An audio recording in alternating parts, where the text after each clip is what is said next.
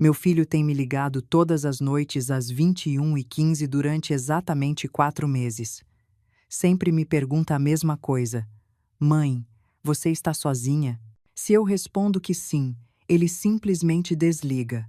Se digo que não, insiste em saber quem está comigo. Ontem à noite quebrei o padrão e decidi mentir, dizendo que estava sozinha. Nunca imaginei que uma simples mentira seria o que me salvaria de perder tudo. Meu nome é Márcia Oliveira. Tenho 58 anos e até 4 meses atrás acreditava que conhecia bem meu único filho, Bruno. Ele sempre foi reservado, mas nunca distante. Nossa relação mudou quando meu marido Roberto faleceu há 4 anos. O luto nos uniu inicialmente, mas pouco a pouco Bruno foi se afastando. Aos 32 anos, ele se tornou excessivamente protetor, quase obsessivo com minhas finanças, minha rotina e especialmente com quem eu convivia. Tudo começou numa quinta-feira qualquer de março. Eu estava assistindo a um documentário sobre baleias quando meu celular tocou. Bruno piscava na tela. Mãe, você está sozinha? Foi a primeira coisa que ele me perguntou. A pergunta me pareceu estranha, mas respondi com naturalidade. Sim, filho. Por quê? Ele desligou, sem dizer mais nada. Fiquei olhando para o telefone confusa. Liguei de volta, mas ele mandou direto para a caixa postal. Enviei uma mensagem perguntando se estava tudo bem, se havia acontecido algo, mas não obtive resposta. Na noite seguinte, exatamente às 21h15, Bruno ligou novamente. Mãe, você está sozinha? Sim, Bruno. O que está acontecendo? Você está me assustando de novo. Ele desligou. No terceiro dia, decidi não estar sozinha. Convidei minha vizinha Vera para tomar um café. Quando Bruno ligou, disse a ele: Não, a Vera está aqui comigo. Houve um breve silêncio. Depois ele perguntou com uma voz que não reconheci. Só a Vera? Não tem mais ninguém? Sim, só ela. O que está acontecendo, Bruno? Nada, mãe. Só estou checando. Vocês estão bem? As portas estão bem trancadas? Sim, filho, está tudo bem. Tá bom. Boa noite, então. E assim começou o padrão. Todas as noites às 21h15, Bruno ligava fazendo sempre a mesma pergunta. Se eu dizia que estava sozinha, ele desligava. Se dizia que tinha companhia. Queria saber exatamente quem estava comigo. Eu tentava questioná-lo, entender o motivo desse comportamento. Mas ele sempre evitava a conversa, dizendo apenas que estava preocupado comigo. Comentei o fato com a Vera, que sugeriu que Bruno poderia estar enfrentando algum problema psicológico, talvez um transtorno obsessivo-compulsivo. Sugeri que ele buscasse ajuda, mas ele negou qualquer problema. As semanas passaram e as ligações continuaram pontuais. Tentei rastrear de onde vinham, mas Bruno usava número privado. Quando nos víamos pessoalmente, ele agia com naturalidade, como se essas ligações noturnas não existissem. Se eu tentava tocar no assunto, ele mudava de conversa ou dizia que era apenas preocupação de filho. Foi durante esse período que notei algo ainda mais estranho. Pequenas coisas na minha casa pareciam fora do lugar. Uma gaveta que eu tinha certeza de ter fechado estava entreaberta. O retrato do Roberto no criado mudo virado em um ângulo diferente. A porta dos fundos, que raramente uso, com a fechadura levemente arranhada. Seria paranoia minha? As ligações do Bruno estariam me afetando tanto assim? Em meados de maio, Bruno veio me visitar num domingo à tarde. Trouxe pudim de leite condensado, minha sobremesa favorita, e sugeriu que revisássemos algumas questões financeiras. Ele sempre foi bom com números, tendo seguido a carreira de contador, então aceitei sua ajuda. Foi quando ele mencionou, aparentemente sem dar importância, que talvez fosse melhor eu vender a casa. É muito grande para você sozinha, mãe. Poderíamos procurar um apartamento menor, mais seguro, perto de onde moro aqui em Belo Horizonte mesmo. Ou, quem sabe, em São Paulo, no Morumbi, onde tenho alguns contatos. Mas eu amo esta casa, Bruno. Seu pai e eu construímos nossas vidas aqui. Tenho meu jardim, meus vizinhos. Precisamos pensar no seu futuro, na sua segurança. Ele folheou alguns papéis. Na verdade, já pesquisei alguns lugares que acho que você vai gostar. Aquilo me incomodou profundamente. Bruno nunca tinha sido impositivo, mas ali estava ele praticamente decidindo onde eu deveria morar. Agradeci a preocupação, mas disse que não tinha intenção alguma de me mudar. O olhar que ele me deu, uma mistura de frustração e algo que não consegui identificar, me deu arrepios. Logo recuperou a compostura, sorriu e disse que só queria o melhor para mim. Mas naquele momento tive a impressão de estar olhando para um estranho. Em junho, resolvi instalar câmeras de segurança discretas em pontos estratégicos da casa. Não contei para ninguém, nem mesmo para a Vera. Precisava entender o que estava acontecendo. As ligações continuavam, e eu alternava entre dizer que estava sozinha ou com companhia, só para observar as reações do Bruno. Na primeira semana de julho, algo mudou. Revisando as imagens das câmeras, vi algo que me gelou o sangue.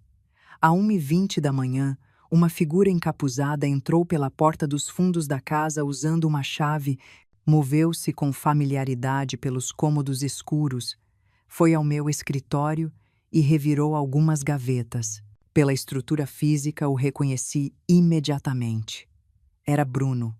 Meu próprio filho estava invadindo minha casa durante a madrugada. Verifiquei as gravações dos dias anteriores e descobri que não era a primeira vez. Ele tinha entrado pelo menos 3 vezes naquela semana. Sempre verificava se eu estava dormindo, procurava documentos no escritório e às vezes simplesmente sentava na sala no escuro por alguns minutos antes de ir embora. O que ele estava procurando? O que significavam essas ligações? Por que esse comportamento obsessivo com minha solidão? Ontem à noite decidi quebrar o padrão. Quando Bruno ligou pontualmente às 21h15 e perguntou se eu estava sozinha, menti. Sim, estou sozinha, mas não estava. Patrícia, minha advogada e amiga de longa data, estava sentada ao meu lado. Depois de ver as gravações, entrei em pânico e a chamei para me ajudar. Ela estava tão perturbada quanto eu com o que viu. Bruno desligou como de costume quando eu dizia estar sozinha. Patrícia e eu nos olhamos sem entender completamente o significado daquilo, mas concordamos que algo estava muito errado. Decidimos esperar e ver se ele viria de novo naquela noite. Às 22h40 escutamos o barulho da porta dos fundos se abrindo. Patrícia e eu nos escondemos no armário do meu quarto, deixando apenas uma fresta para observar. Eu tremia, uma mistura de medo e indignação crescendo dentro de mim. Meu próprio filho, minha única família, invadindo minha casa como um ladrão. Para quê? Bruno se moveu silenciosamente pelo corredor, passando pelo quarto sem entrar. Ouvi ele procurando papéis no escritório, abrindo e fechando gavetas. Depois de alguns minutos, voltou e parou em frente à porta do meu quarto. Meu coração batia tão forte que temi que ele pudesse ouvi-lo. Empurrou a porta lentamente e examinou o quarto. A luz da rua que entrava pela janela iluminava parcialmente seu rosto. Não havia o carinho familiar que eu conhecia. Seus olhos estavam frios, calculistas. Aproximou-se da minha cama, viu que estava vazia e rapidamente saiu do quarto. Mãe, chamou baixinho pelo corredor. Você está em casa? Permanecemos imóveis no armário. Ouvi seus passos apressados verificando os outros cômodos. Depois, o som da porta dos fundos se fechando. Quando tivemos certeza de que ele tinha ido embora, saímos do nosso esconderijo. Precisamos chamar a polícia, disse Patrícia pegando seu celular. Espera, detive seu braço. É meu filho. Preciso entender o que está acontecendo primeiro. Márcia, ele está invadindo sua casa no meio da noite. Isso não é normal. Eu sei, eu sei. Lágrimas começaram a rolar pelo meu rosto. Mas deve haver uma explicação. Talvez ele esteja em algum tipo de problema. Talvez precise de ajuda. Patrícia me olhou com compaixão, mas também com firmeza. Ou talvez você esteja em perigo. Já considerou isso? Essas ligações, essas visitas noturnas, a insistência para você vender a casa. Márcia, algo está muito errado. Concordei em denunciar, mas pedi um dia para confrontar Bruno primeiro. Patrícia hesitou, mas acabou aceitando com a condição de que eu não ficasse sozinha. Ela dormiria na minha casa aquela noite e no dia seguinte iríamos juntas falar com Bruno no escritório dele, um lugar público onde eu me sentiria mais segura. Não consegui dormir. Passei a noite repassando mentalmente os últimos meses, tentando identificar quando Bruno começou a mudar. Foi depois da morte do Roberto? Não, Bruno sofreu, claro, mas lidou com o luto de forma saudável. Foi depois que seu casamento com Daniela terminou há pouco mais de um ano? Ele ficou afetado, sim, mas não demonstrou comportamento obsessivo. O que tinha acontecido com meu filho? Pela manhã liguei para o escritório de contabilidade onde Bruno trabalhava. A secretária que me conhecia pareceu surpresa. Dona Márcia, o Bruno não está trabalhando aqui há quase 4 meses. Ele pediu demissão em março. Senti como se o chão tivesse desaparecido sob meus pés. 4 meses, exatamente quando começaram as ligações noturnas. Bruno me dizia quase toda semana o quanto estava ocupado no trabalho. Mencionava clientes, falava de projetos. Sabe por que ele saiu? Perguntei, tentando manter a voz firme. Não exatamente. Houve alguns problemas. Talvez seja melhor a senhora falar com o Dr. Maurício, o diretor. Agradeci e desliguei. Olhei para Patrícia, que tinha escutado tudo. Precisamos ir ao apartamento dele, disse. Márcia, se ele não está no trabalho, provavelmente estará lá. É perigoso. Então é melhor irmos quando ele não estiver. Ele sempre vai à academia às quartas-feiras de manhã. Hoje é quarta. Patrícia não parecia convencida, mas aceitou me acompanhar. No caminho para o apartamento do Bruno, liguei para Maurício, o diretor da empresa de contabilidade. Ele me conhecia das festas de fim de ano e demonstrou preocupação ao ouvir minha voz. Márcia, lamento muito o que aconteceu. O Bruno sempre foi um dos nossos melhores profissionais. Mas o que, Maurício? O que aconteceu? Houve um silêncio do outro lado. Houve algumas discrepâncias nas contas que ele administrava. Dinheiro desviado. Confrontamos o Bruno e ele confessou. Foi substancial. Os clientes envolvidos concordaram em não apresentar denúncia formal se ele devolvesse o dinheiro e pedisse demissão. Por respeito à senhora e à memória do Roberto, decidimos manter o assunto discreto. Agradeci mecanicamente ao Maurício e desliguei. Meu filho tinha desviado dinheiro de clientes. Meu filho, que cresceu ouvindo Roberto falar sobre honestidade e integridade, que chorou no funeral do pai dizendo que queria honrar sua memória. Quanto ele terá desviado? Perguntou Patrícia enquanto estacionávamos perto do apartamento do Bruno. Não importa a quantidade. O que me preocupa é porque ele fez isso e o que isso tem a ver com as invasões à minha casa. Usamos a chave reserva que eu tinha, uma que Bruno me deu anos atrás, ironicamente para emergências. O apartamento estava surpreendentemente limpo e organizado, diferente do que eu esperaria de alguém passando por uma crise.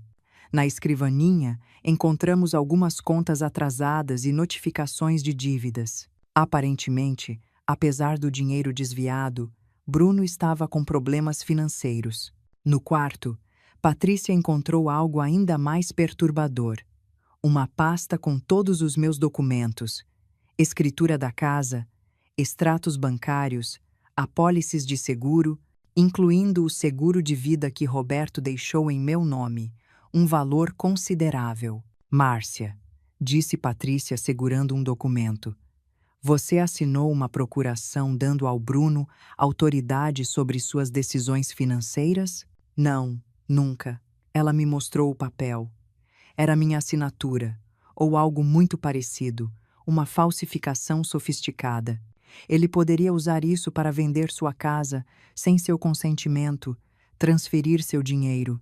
O telefone de Patrícia tocou, interrompendo-a. Era sua assistente do escritório de advocacia. Ela se afastou para atender e eu continuei examinando os documentos. Foi quando encontrei, escondido entre os papéis, um recorte de jornal. A notícia, datada de 2 semanas antes, relatava a morte suspeita de uma senhora idosa em Curitiba. A polícia investigava o filho, que tinha vendido recentemente a casa da mãe e transferido uma grande soma de dinheiro para suas contas. A senhora foi encontrada morta em seu novo apartamento, aparentemente devido a um vazamento de gás. Meu sangue gelou. Seria coincidência? Guardei o recorte na minha bolsa, tentando não deixar o pânico me dominar. Patrícia voltou e continuamos procurando no apartamento. No banheiro encontramos vários frascos de medicamentos.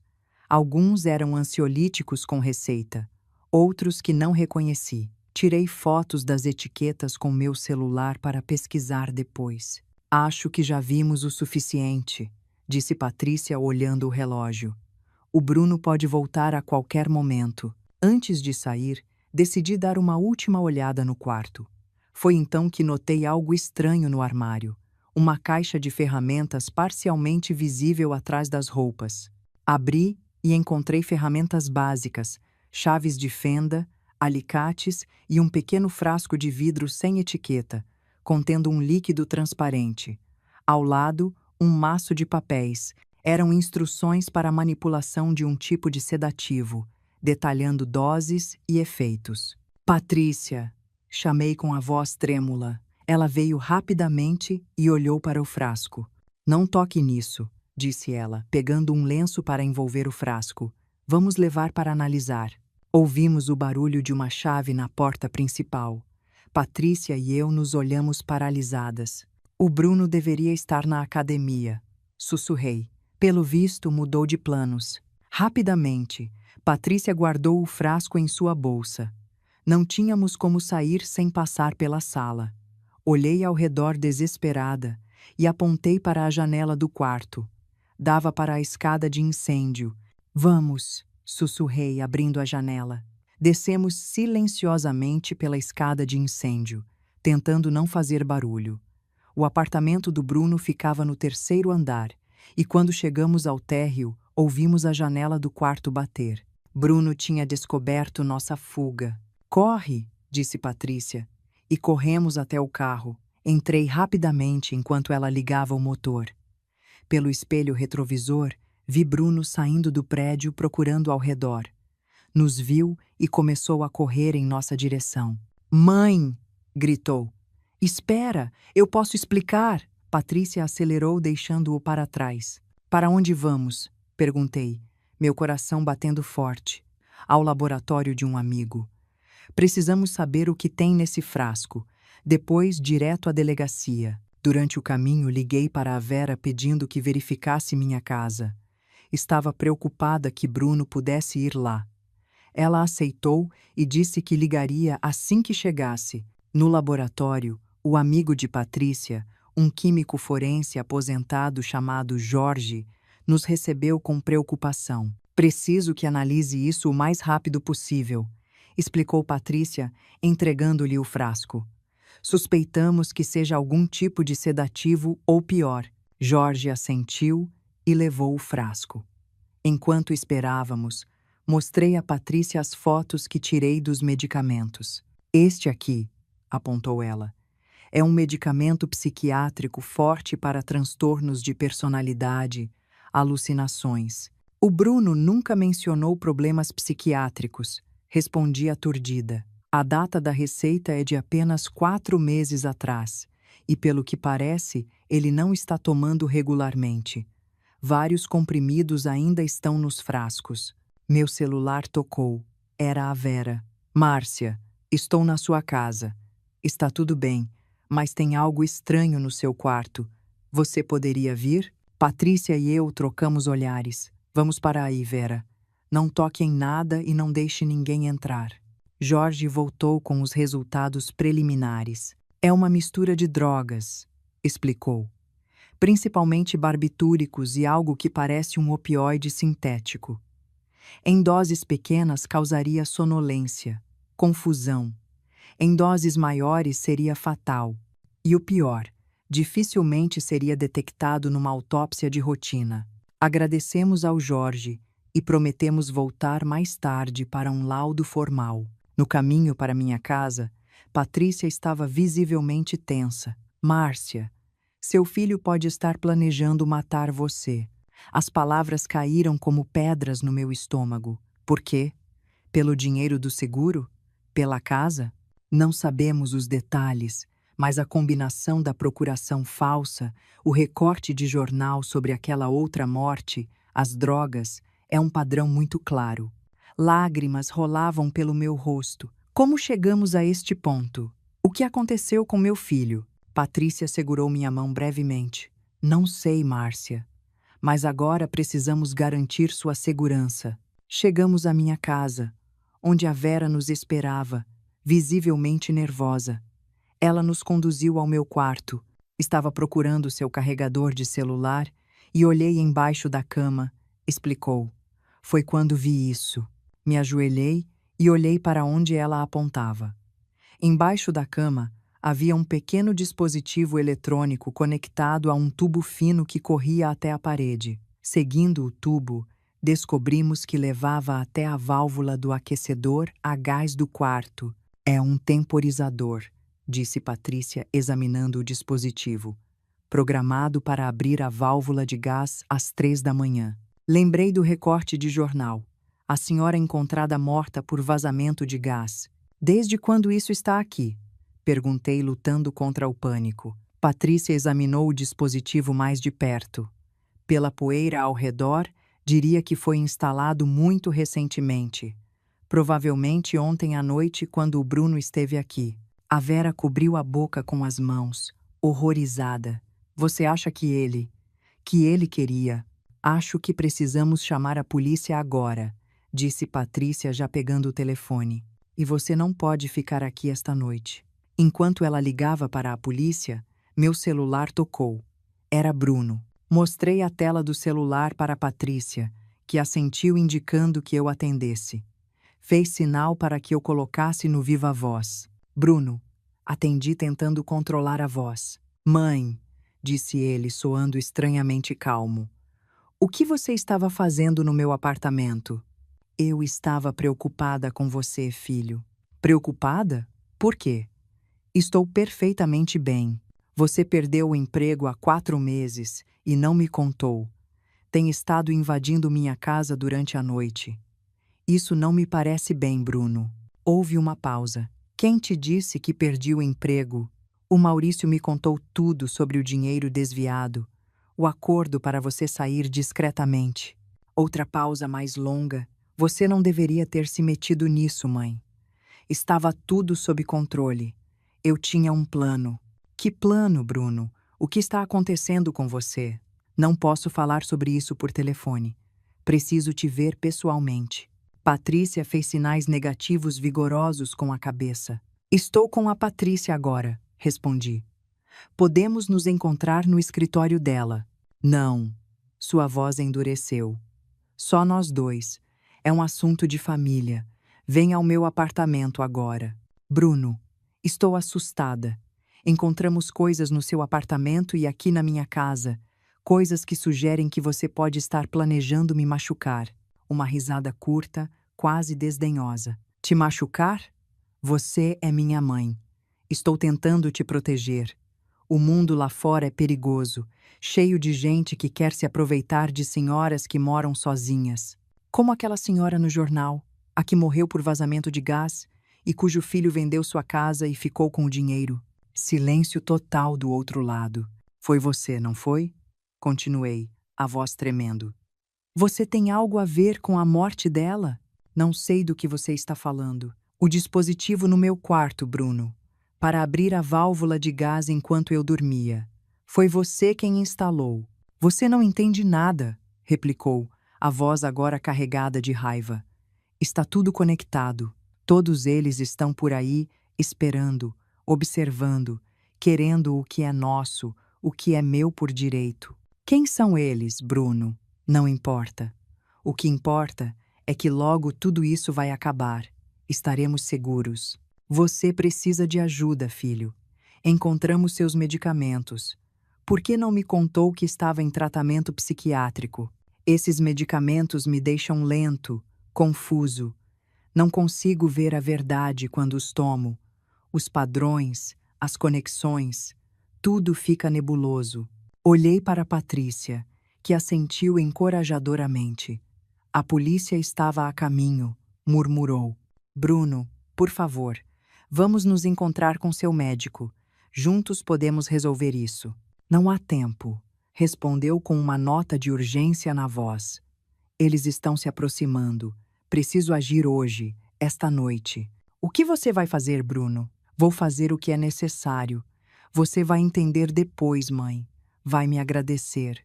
A ligação foi encerrada abruptamente. Patrícia, Vera e eu nos olhamos atônitas. Ele está claramente em crise psicótica, disse Patrícia. Precisa ser internado imediatamente. O interfone tocou. Era a polícia. 2 policiais entraram e examinaram o dispositivo no quarto. Pegaram nossos depoimentos, fotografaram tudo e removeram o aparelho. Vamos emitir um mandado de prisão para seu filho, senhora, informou um dos policiais. Com base nisso e em seu relato, há evidência suficiente de tentativa de homicídio. Ele precisa de ajuda psiquiátrica, insisti. Ele está doente.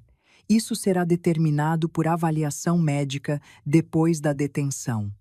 Por enquanto, recomendamos enfaticamente que a senhora não fique nesta casa. Aceitei e agradeci. Depois da saída dos policiais, Patrícia sugeriu que eu ficasse na casa dela por alguns dias. A Vera se ofereceu para buscar algumas roupas e artigos essenciais para mim. Enquanto esperava no carro de Patrícia, recebi uma mensagem de Bruno. Não importa onde você se esconda, mãe. Vou te encontrar. Vou te salvar deles. Mostrei a mensagem para Patrícia quando ela voltou. Já repassei para o delegado, disse ela ligando o carro. Vão intensificar a busca. Márcia, seu filho representa um perigo real neste momento. Não só para você, mas possivelmente para outros. No caminho para a casa de Patrícia, tentei processar tudo o que tinha acontecido. Como uma mãe não percebe que seu filho está sofrendo a ponto de desenvolver delírios?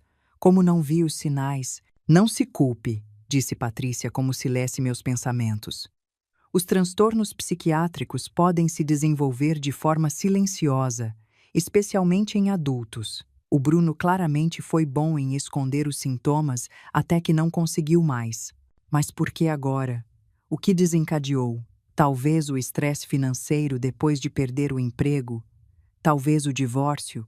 Às vezes, não há um único gatilho identificável. Chegamos à casa de Patrícia, uma casa aconchegante num condomínio fechado com segurança em Campinas.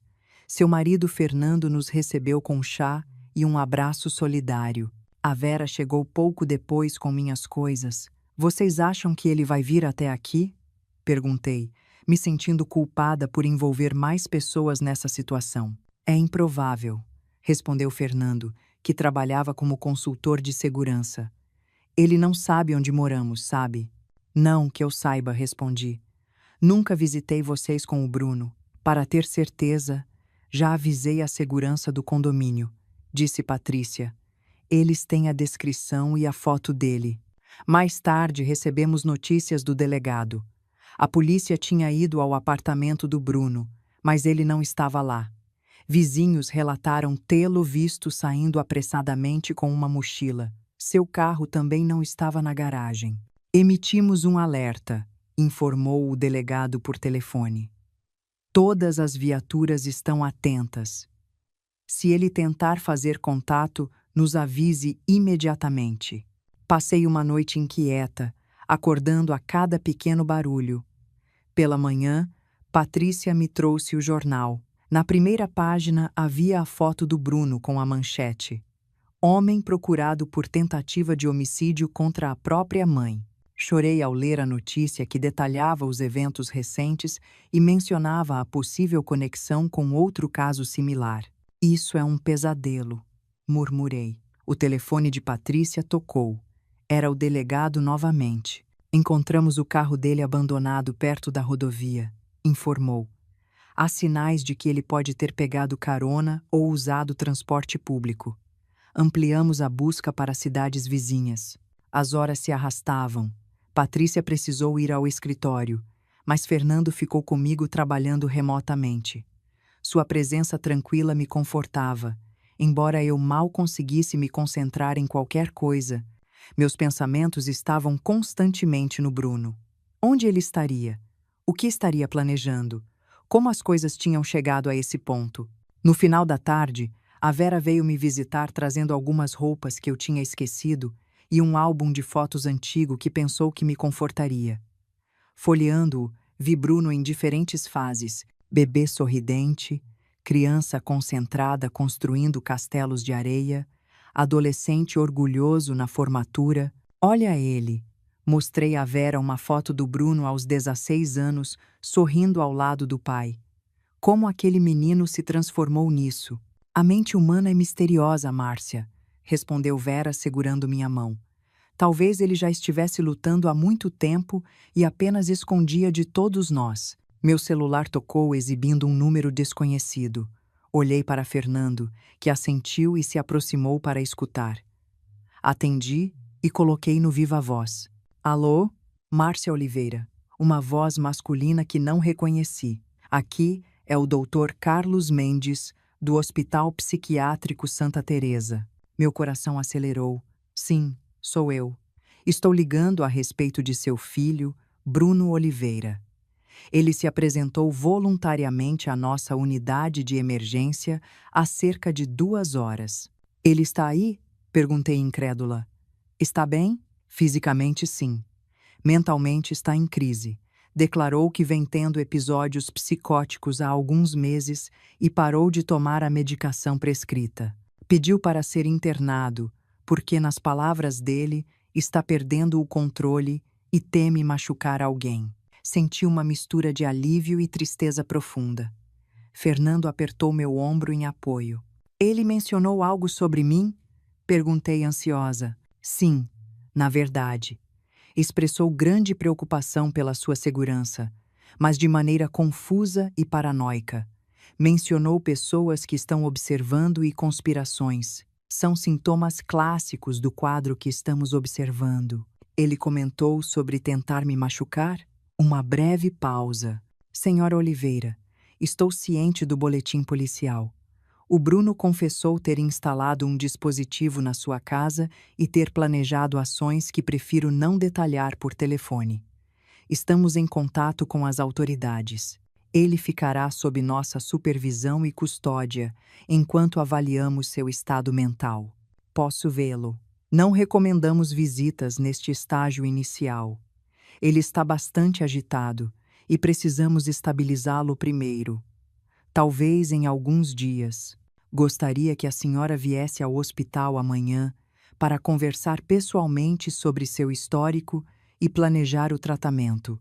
Aceitei e anotei o endereço e horário sugeridos pelo médico. Depois de desligar, desabei em lágrimas nos braços da Vera. Fernando já estava ao telefone com Patrícia e o delegado informando-os da situação. Ele se entregou, murmurei entre soluços.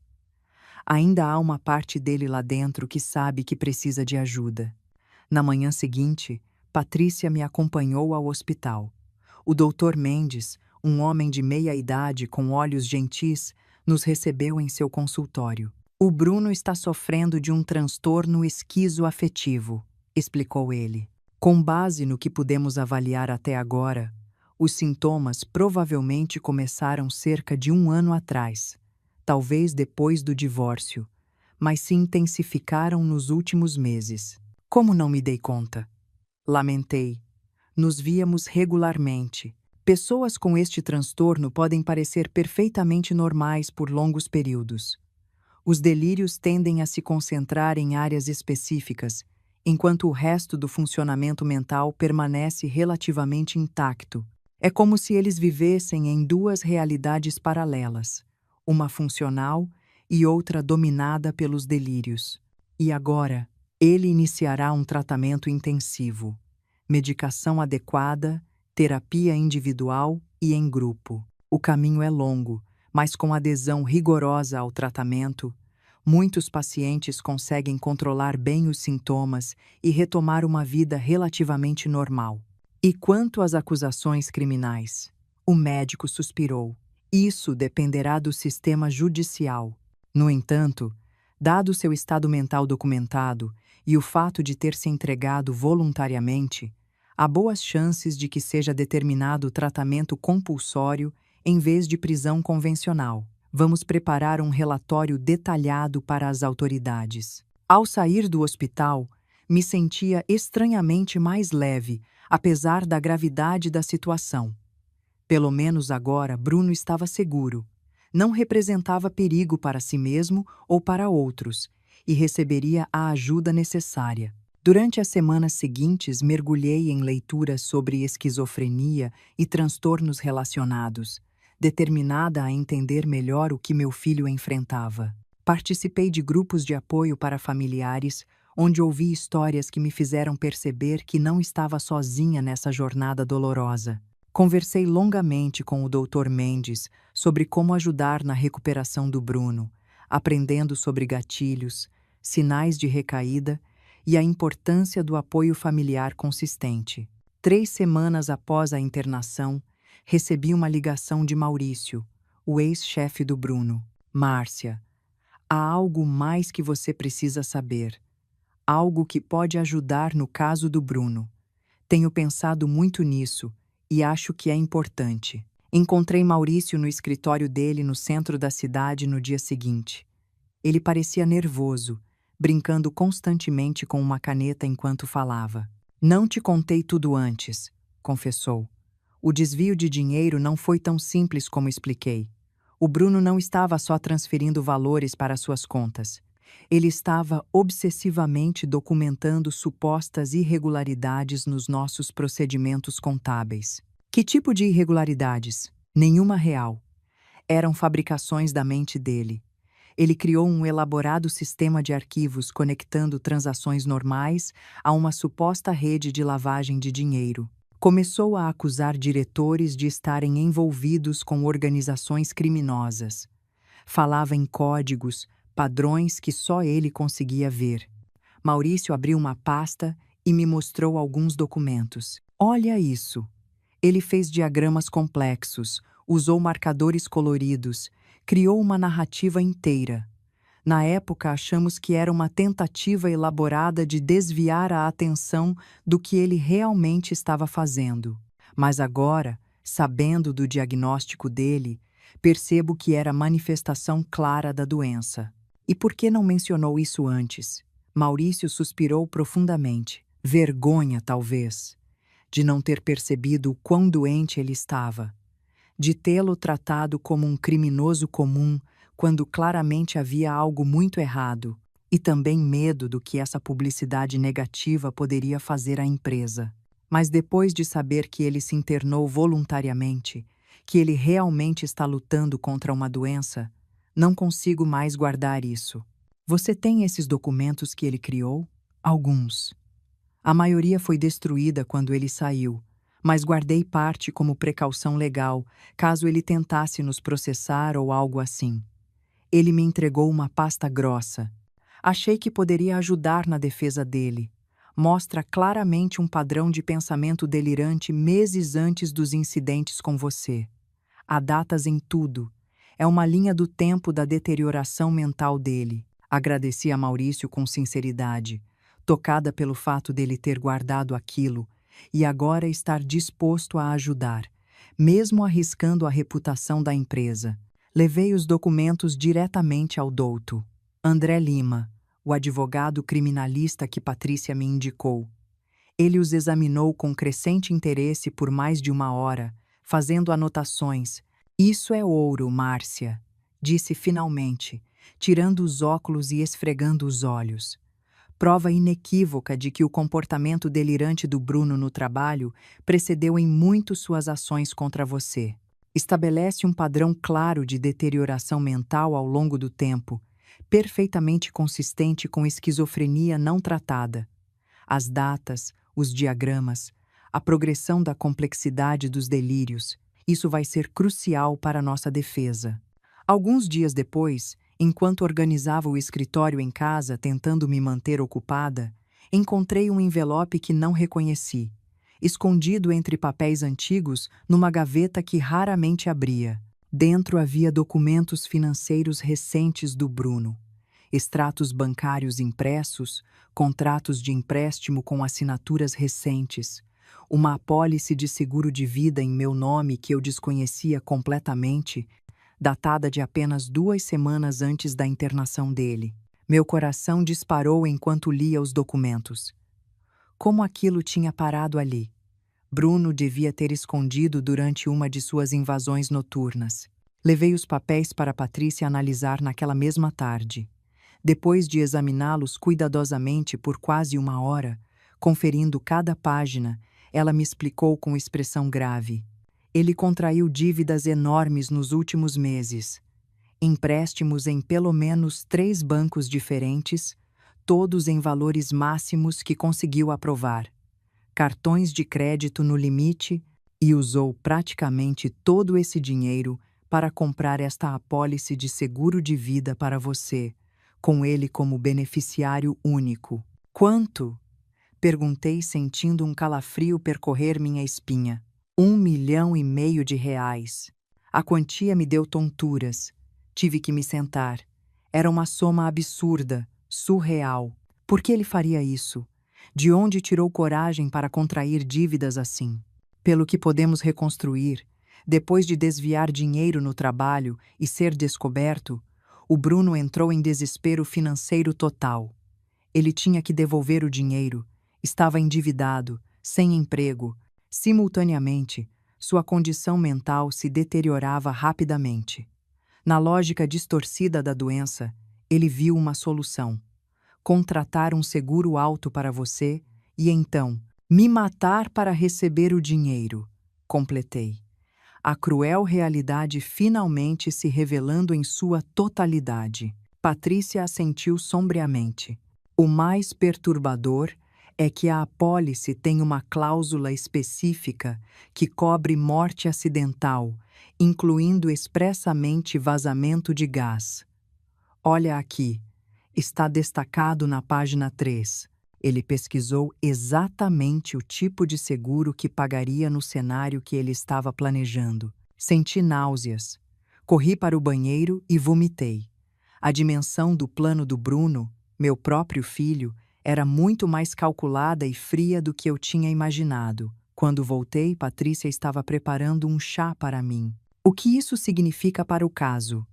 Perguntei depois de tomar alguns goles, tentando me recompor. Complica um pouco, não vou mentir. Mostra premeditação, planejamento financeiro meticuloso. O promotor certamente vai usar isso para argumentar que, apesar da doença mental, havia racionalidade suficiente nas ações do Bruno para caracterizar responsabilidade criminal. Mas ele estava doente. Não estava pensando claramente. Eu sei, Márcia. E vamos garantir que o Dr. Lima tenha esses documentos. Ele precisa preparar uma contra-argumentação sólida.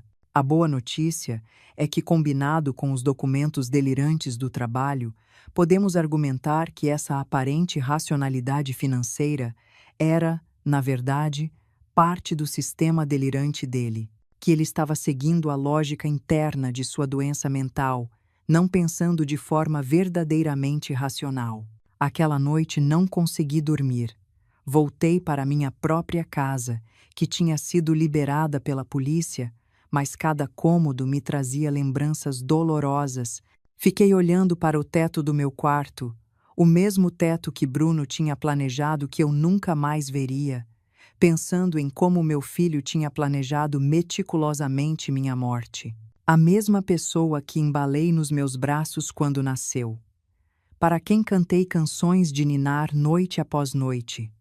cujos joelhos ralados curei com beijos e band-aids, que me fazia cartões no Dia das Mães com desenhos de corações. Como chegamos aqui? Na manhã seguinte, com os olhos inchados de tanto chorar, levei os documentos ao Dr. Lima, que ficou visivelmente preocupado, mas também preparado para enfrentar esse novo desafio. Isso muda nossa estratégia, admitiu ele, depois de examinar tudo cuidadosamente. Teremos que enfatizar ainda mais o componente médico. Mostrar que mesmo ações aparentemente racionais e planejadas podem ser produto de um pensamento psicótico quando a doença envolve delírios sistemáticos complexos. Os documentos do Maurício ajudam muito nesse sentido. Provam que o pensamento delirante já estava presente e estruturado meses antes, criando uma narrativa interna própria. Um mês depois da internação, finalmente recebi autorização para visitar Bruno. Estava extremamente nervosa, sem saber o que esperar, como ele estaria, o que dizer.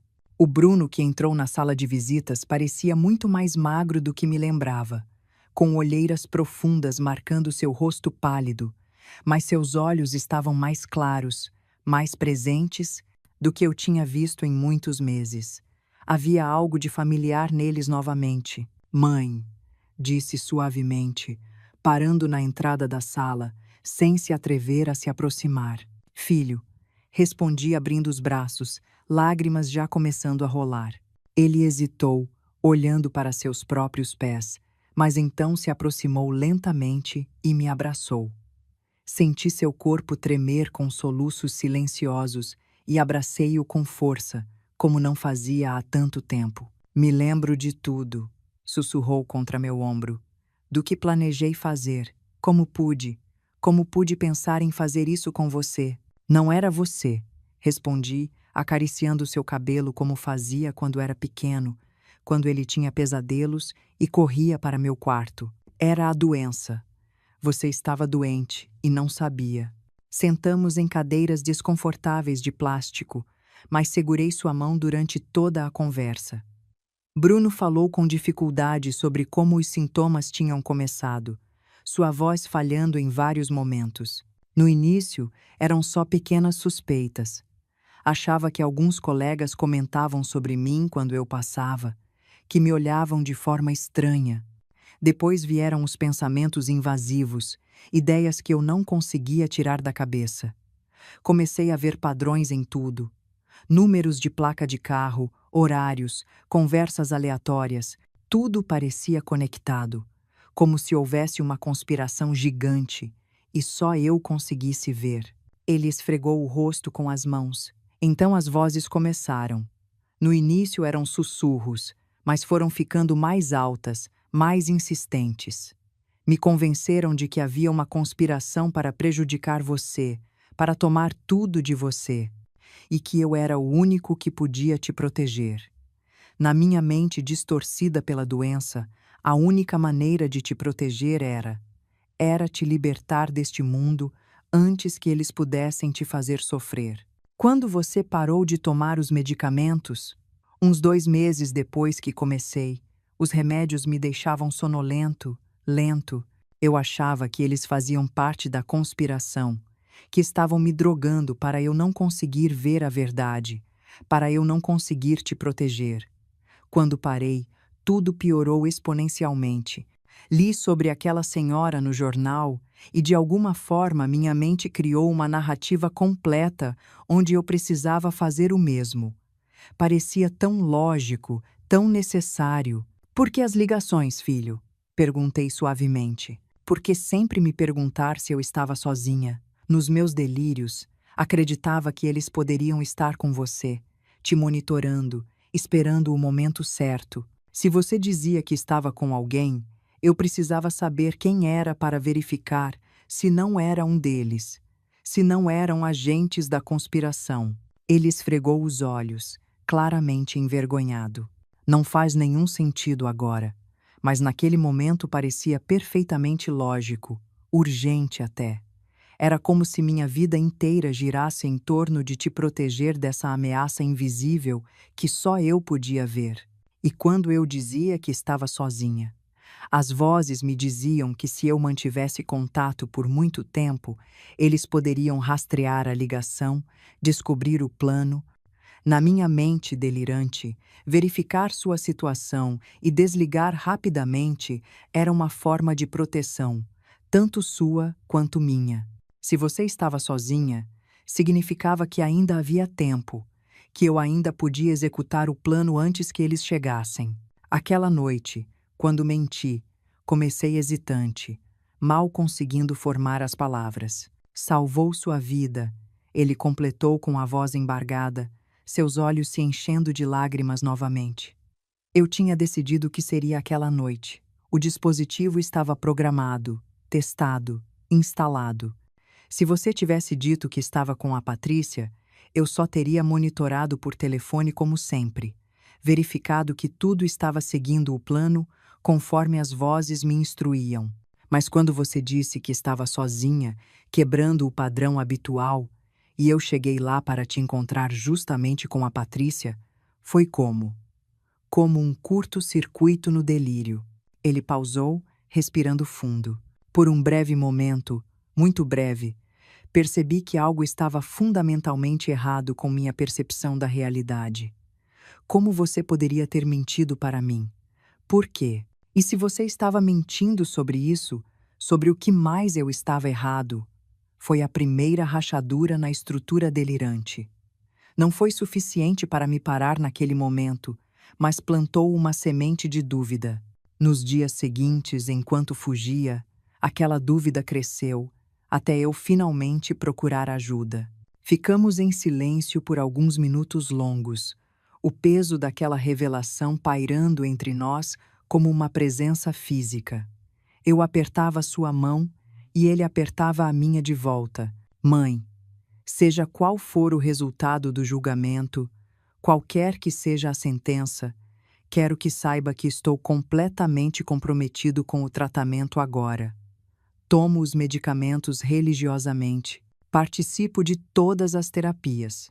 Não quero nunca mais ser uma ameaça para você ou para qualquer outra pessoa. Prefiro passar o resto da vida internado e são do que livre e doente. Eu sei, filho, respondi, segurando sua mão com as duas minhas. Eu sei. E eu vou estar aqui. Vou estar aqui em cada passo do caminho. Algumas semanas depois, já me sentindo um pouco mais estável emocionalmente, recebi uma ligação inesperada. Era Daniela, a ex-esposa do Bruno, Márcia. Soube o que aconteceu. Estou absolutamente em choque. Não consigo acreditar. Como você está? Daniela. Respondi surpresa, pois não falava com ela desde o divórcio há mais de um ano. Estou sobrevivendo, um dia de cada vez. Bem, considerando tudo. Márcia, eu preciso te contar algo. Algo que venho carregando e que talvez ajude a entender o que aconteceu com o Bruno. Posso te encontrar? Combinamos de nos encontrar num café tranquilo no dia seguinte. Daniela chegou pontualmente, tão elegante e composta quanto eu me lembrava, mas com uma expressão de tensão e tristeza que não combinava com seu rosto normalmente sereno e confiante. Venho me culpando desde que soube de tudo. Começou ela mal se sentando, sem nem esperar o café chegar. Achei que estava fazendo a coisa certa ao me afastar completamente depois do divórcio, ao cortar todo o contato. Mas agora, sabendo o que aconteceu, percebo que talvez devesse ter falado antes, ter alertado alguém, mas ele me fez prometer, e eu estava com tanto medo. Daniela, respira, me conta com calma. O que aconteceu? Ela respirou fundo, tomou um gole de água. Nosso casamento não terminou só por incompatibilidade, como todos pensam, como contamos para a família e amigos. Terminou porque percebi que o Bruno estava mudando de formas que me assustavam profundamente. Ele estava tendo comportamentos cada vez mais estranhos, desconfiando de coisas que não faziam nenhum sentido. Que tipo de comportamentos especificamente? No início, eram coisas pequenas, quase imperceptíveis. Ele começou a verificar as fechaduras das portas e janelas repetidamente antes de dormir. Não uma ou duas vezes, mas 5, 6, às vezes 10 vezes. Começou a acreditar que colegas de trabalho estavam conspirando contra ele, falando mal dele, tentando sabotar seus projetos. Depois, começou a ter episódios estranhos em que ficava olhando fixamente para o nada por minutos, murmurando para si mesmo coisas que eu não conseguia entender. Senti um nó crescer no meu peito enquanto ela falava. Uma vez o encontrei no meio da noite, na cozinha, com papéis espalhados por toda parte, fazendo diagramas malucos conectando nomes de pessoas, datas, lugares. Quando perguntei o que era, ele ficou agressivo, me acusou de estar espionando ele. Nunca tinha me falado assim antes. Por que você nunca me disse nada, Daniela? Lágrimas começaram a rolar pelo rosto dela. Ele me fez prometer que não contaria para ninguém, especialmente não para você. Dizia que era só estresse do trabalho, que ia passar, que eu estava exagerando. Quando sugeri que procurássemos ajuda médica, que ele conversasse com um psicólogo ou psiquiatra, ele ficou furioso.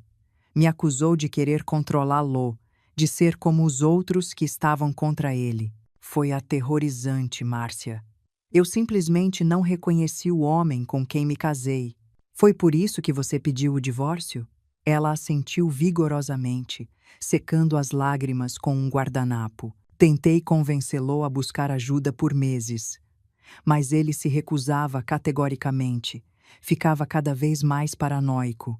O divórcio foi o estopim final, o gatilho de uma discussão terrível em que ele me acusou de ser parte de uma conspiração elaborada contra ele, de ter sido plantada na vida dele desde o início. Disse coisas horríveis, fiquei com medo de verdade, medo físico mesmo. Você acha que ele já estava doente naquela época? Agora tenho absoluta certeza, os sinais estavam todos lá, gritantes. Eu deveria ter insistido mais, deveria ter contado para você ou para alguém, deveria ter forçado de alguma forma ele a procurar ajuda. Ela soluçou, mas eu estava assustada e só queria me distanciar. Depois que me mudei, recebi algumas mensagens perturbadoras dele, mensagens longas, confusas, acusatórias. Bloqueei o número e pedi a todos os amigos em comum que não comentassem sobre mim com ele, que não dissessem onde eu estava morando. Eu só queria distância, segurança. Estendi a mão e segurei a dela sobre a mesa. Entendo, Daniela. Você estava se protegendo. Não se culpe.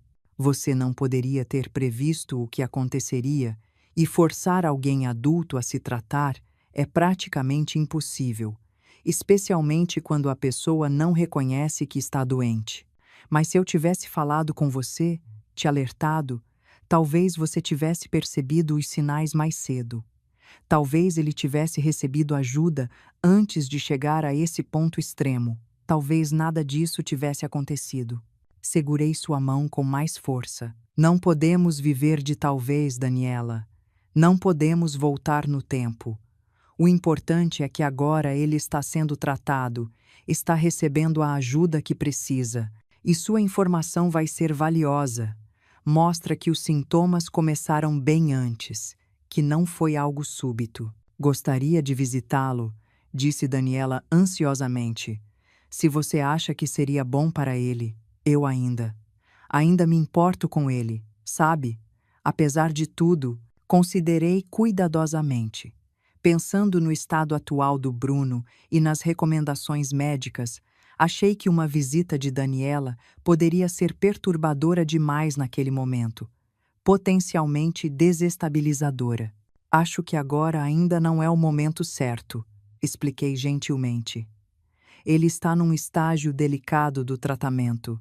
Mas que tal você escrever uma carta, expressando seu apoio, talvez explicando que também não entendia na época o que estava acontecendo? Eu posso entregar para ele quando o médico achar apropriado. Daniela concordou imediatamente, parecendo aliviada por ter uma forma de ajudar. Vou fazer isso. Ele ainda é importante para mim, Márcia. apesar de tudo.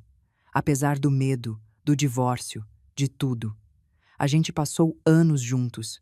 Foram anos bons no começo.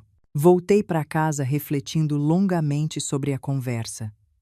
Mais uma peça importante do quebra-cabeça se encaixava. Os problemas do Bruno tinham começado muito antes do que qualquer um de nós imaginava. A doença tinha se instalado silenciosamente, crescendo nas sombras, destruindo sua vida por partes. Primeiro o casamento, depois o trabalho, finalmente levando-o quase ao pior. Senti uma pontada profunda de culpa por não ter percebido as mudanças nele, por não ter feito perguntas mais incisivas quando ele e Daniela se separaram, por ter aceitado suas explicações vagas sobre estresse. Como mãe, eu deveria ter visto os sinais, deveria ter insistido, deveria ter feito algo. Mas Patrícia, nas nossas conversas, sempre me lembrava que a culpa não ajudava ninguém, que eu tinha feito o melhor que pude com as informações que tinha na época, que Bruno era adulto e escondia deliberadamente, mesmo que inconscientemente, seus sintomas.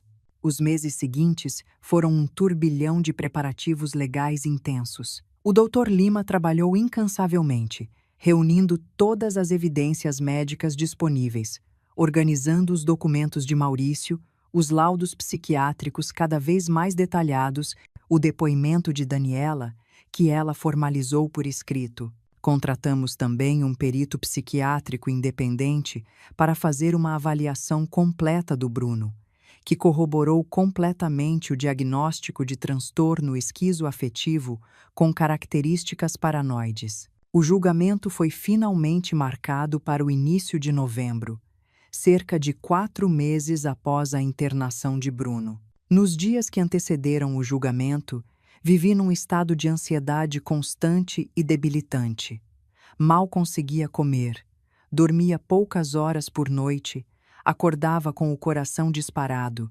O caso seria decidido por um juiz sem júri, conforme determinado em audiências preliminares devido à complexa natureza psiquiátrica das acusações. Na manhã do julgamento, o tribunal estava absolutamente lotado. Repórteres com câmeras, curiosos, estudantes de direito com blocos de anotações, outras pessoas que eu nem conseguia identificar o motivo de estarem ali. A história tinha ganhado notoriedade na mídia local. Sentei na primeira fila com Patrícia ao meu lado e a Vera do outro lado, ambas segurando minhas mãos. Quando Bruno foi trazido pelos oficiais de justiça, eu quase não o reconheci. Ele parecia diferente, mais presente, o olhar mais claro e focado do que em meses, mas visivelmente nervoso e assustado. Usava um terno emprestado do advogado que parecia grande demais para seu corpo consideravelmente emagrecido pelo estresse prolongado e pelos efeitos colaterais da medicação. Nossos olhos se encontraram brevemente e ele fez um leve aceno com a cabeça. Tentei sorrir encorajadoramente através das lágrimas. O julgamento durou 3 dias longos e exaustivos. Testemunhos médicos extremamente detalhados do Dr. Mendes e do perito independente. Declarações de colegas de trabalho sobre mudanças comportamentais que tinham notado. Maurício apresentando os documentos delirantes de forma comovente. Evidências forenses meticulosamente apresentadas sobre o dispositivo no meu quarto, as drogas encontradas, a cronologia das invasões capturadas pelas câmeras, os documentos financeiros da apólice de seguro, causando murmúrios no tribunal. Maurício foi particularmente impactante em seu testemunho, mostrando genuína emoção ao descrever o comportamento errático do Bruno na empresa, apresentando os arquivos delirantes que tinha preservado, as acusações paranoides infundadas, a deterioração progressiva ao longo de meses. Na sua própria declaração no segundo dia, Bruno falou com uma clareza e lucidez surpreendentes sobre sua experiência com a doença. Foi extremamente difícil ouvi-lo, mas também necessário. Era como viver em 2 mundos completamente distintos ao mesmo tempo. explicou ele ao tribunal, sua voz trêmula mas determinada. Um mundo onde eu ainda funcionava minimamente, ainda trabalhava, ainda conversava com pessoas, ainda cumpria tarefas básicas do dia a dia. E outro mundo que era igualmente real para mim naquela época, onde havia conspirações elaboradas, ameaças invisíveis mas urgentes, e onde eu precisava, desesperadamente, proteger minha mãe de perigos que somente eu podia ver e entender. Ele pausou, claramente emocionado. As vozes eram tão reais quanto qualquer voz humana. Os padrões que eu via conectando eventos aleatórios pareciam evidências óbvias e incontestáveis. Não havia dúvida na minha mente de que estava fazendo a coisa certa, a coisa necessária, que estava sendo um bom filho ao proteger minha mãe da única forma possível na lógica distorcida da doença. No último dia, após todos os testemunhos e evidências terem sido apresentados, o promotor e o Dr. Lima fizeram seus argumentos finais. A tensão no tribunal era palpável. Este caso envolve planejamento meticuloso e premeditado, argumentou o promotor com veemência. Ações deliberadas executadas ao longo de meses. Motivos financeiros claramente identificáveis e calculados. Embora o acusado certamente sofra de transtorno mental, existem evidências mais do que suficientes de que ele compreendia perfeitamente o caráter criminoso de seus atos. Ele pesquisou métodos, contraiu empréstimos, comprou uma apólice específica, instalou dispositivos. Essas não são ações de alguém completamente divorciado da realidade. O Dr. Lima levantou-se lentamente para refutar, e sua voz ecoou pelo tribunal com convicção. A evidência médica apresentada neste caso é absolutamente inequívoca. No momento dos fatos, Bruno Oliveira estava acometido por um transtorno psicótico grave, não diagnosticado e não tratado, que comprometia completa e totalmente sua capacidade de discernimento moral e legal. O planejamento aparente que o Ministério Público destaca não era a manifestação de racionalidade criminal, mas sim manifestação de um pensamento delirante, estruturado e sistemático, exatamente característico de sua condição médica documentada. Ele gesticulou em direção às pilhas de documentos médicos e delirantes. Os documentos que vimos, os diagramas paranoides do trabalho, as conexões impossíveis, as acusações infundadas, não foram criados por um criminoso tentando parecer louco, foram criados por uma mente genuinamente aprisionada pela doença, tentando desesperadamente fazer sentido de uma realidade distorcida. Não estamos falando de uma pessoa que escolheu conscientemente o mau caminho, mas de uma mente completamente aprisionada e torturada por uma doença devastadora que ele não escolheu e não controlava. O juiz anunciou que daria o veredicto na tarde seguinte, após deliberar cuidadosamente sobre todos os elementos apresentados. Foi, sem sombra de dúvida, a noite mais longa e angustiante da minha vida inteira. Não preguei o olho, ficando acordada encarando o teto, rezando, tentando me preparar para qualquer resultado. A Vera ficou comigo a noite toda, preparando chá, segurando minha mão, deixando-me falar ou ficar em silêncio conforme eu precisava. No dia seguinte, o tribunal estava ainda mais cheio do que nos dias anteriores, com gente até de pé no fundo da sala. Bruno parecia ter envelhecido anos durante aquela única noite de espera, o medo e a ansiedade evidentes em cada linha de seu rosto pálido e tenso. Quando o juiz finalmente entrou, pontualmente às 14, todos se levantaram num silêncio absolutamente tenso e pesado. Você poderia ouvir uma agulha cair. O juiz ajustou seus óculos, olhou seus papéis e então levantou o olhar. Este tribunal, após cuidadosa análise de todas as evidências médicas, testemunhais e documentais apresentadas, declara o acusado Bruno Oliveira inimputável por insanidade mental no momento do crime, anunciou ele com voz firme e clara. As evidências médicas são conclusivas e inquestionáveis quanto à sua condição psiquiátrica grave e quanto ao impacto profundo e totalizante dessa condição sobre sua capacidade de discernimento ético, moral e legal no período em questão. Senti lágrimas de alívio intenso rolando incontrolavelmente pelo meu rosto. Ao meu lado, Patrícia apertou minha mão com força. Bruno fechou os olhos, suas mãos tremendo visivelmente, seus ombros relaxando como se um peso impossível tivesse sido finalmente retirado. Contudo, continuou o juiz, sua voz tornando-se mais severa, considerando a natureza objetivamente grave das ações cometidas e o perigo potencial demonstrável para a sociedade em geral, caso o tratamento médico-psiquiátrico seja interrompido ou abandonado prematuramente, determino que o acusado seja internado em hospital de custódia e tratamento psiquiátrico pelo período mínimo obrigatório de 3 anos, sujeito a reavaliações médicas e judiciais periódicas rigorosas, para determinar a possibilidade segura de progressão de regime ou eventual desinternação.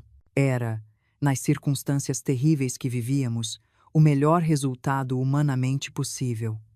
Bruno não iria para a cadeia comum, para o sistema prisional que certamente destruiria qualquer chance de recuperação, mas receberia tratamento médico adequado e contínuo num ambiente seguro e monitorado, tanto para sua própria proteção quanto para a proteção da sociedade e minha. Quando a sessão foi finalmente encerrada, após alguns procedimentos formais finais, pude abraçar meu filho muito brevemente antes de os oficiais o levarem de volta. Foi um abraço rápido, mas intenso. "Obrigado, mãe", sussurrou ele contra meu ombro, sua voz quebrada de emoção. "Por não desistir de mim, por ainda estar aqui, por tudo. Nunca vou desistir de você", prometi com absoluta convicção, segurando seu rosto entre minhas mãos e olhando em seus olhos. "Nunca. Você é meu filho, e eu te amo. Nós vamos superar isso juntos. Um dia de cada vez." 2 anos inteiros se passaram desde aquele dia difícil no tribunal. Bruno continua internado no Hospital de Custódia Santa Teresa, mas seu progresso tem sido consistente e notável, surpreendendo até os médicos mais experientes. Agora ele está em regime semiaberto, que permite visitas estendidas de várias horas, atividades externas supervisionadas e até pequenas saídas temporárias acompanhadas para preparar sua eventual reinserção social. A medicação adequada finalmente encontrada após alguns ajustes, e a terapia intensiva contínua, individual, em grupo e ocupacional, permitiram que ele recuperasse grande parte substancial da personalidade que eu conhecia e amava. Ele voltou a sorrir, a fazer piadas, a demonstrar interesse genuíno pelo mundo ao redor. Conseguiu até retomar alguns estudos, fazendo cursos online de contabilidade e finanças, mantendo sua mente ativa e focada em objetivos construtivos futuros. Participa ativamente de grupos de apoio com outros pacientes, às vezes até ajudando os mais novos a entenderem e aceitarem seus diagnósticos. Numa das nossas conversas recentes, sentados no jardim bem cuidado do hospital, numa tarde ensolarada de primavera, perguntei algo que ainda me intrigava ocasionalmente. "Filho, aquelas ligações noturnas que me assombraram por meses. Ainda me pergunto às vezes por que sempre exatamente à mesma hora, por que especificamente 21h15. Ele refletiu por um longo momento, olhando para as flores ao nosso redor, antes de responder. Era a hora exata em que as vozes ficavam mais intensas, mais insistentes e impossíveis de ignorar. Algo sobre o crepúsculo, a transição gradual do dia para a noite, o cair das sombras, parecia amplificar exponencialmente meus sintomas psicóticos. Era como se a escuridão chegando alimentasse os delírios, os tornasse mais urgentes e reais, e perguntar se você estava sozinha, verificar sua situação. Era como um ritual obsessivo que me acalmava temporariamente, que silenciava as vozes por algumas horas e me permitia dormir. Sem esse ritual, eu simplesmente não conseguia descansar. Ficava em pânico a noite toda. A lógica distorcida e dolorosa da doença finalmente fazia um estranho e trágico sentido para mim, como aquela peça final e esclarecedora de um quebra-cabeça complexo finalmente se encaixando perfeitamente em seu lugar. Hoje, sentada confortavelmente na varanda reformada da minha casa, que tantas memórias dolorosas, mas também esperançosas carrega, observando o pôr do sol pintar o céu de laranjas e rosas, refletindo profundamente sobre absolutamente tudo o que passamos juntos nesses anos difíceis, sinto uma estranha, mas real mistura complexa de dor, persistente e gratidão genuína. Dor profunda pelo sofrimento intenso que a doença mental causou ao meu filho querido, arrancando dele anos preciosos de sua vida, destruindo relacionamentos, carreira, sonhos, pelas noites intermináveis de terror paralisante que vivi sem entender o que estava acontecendo, sentindo meu mundo desmoronar.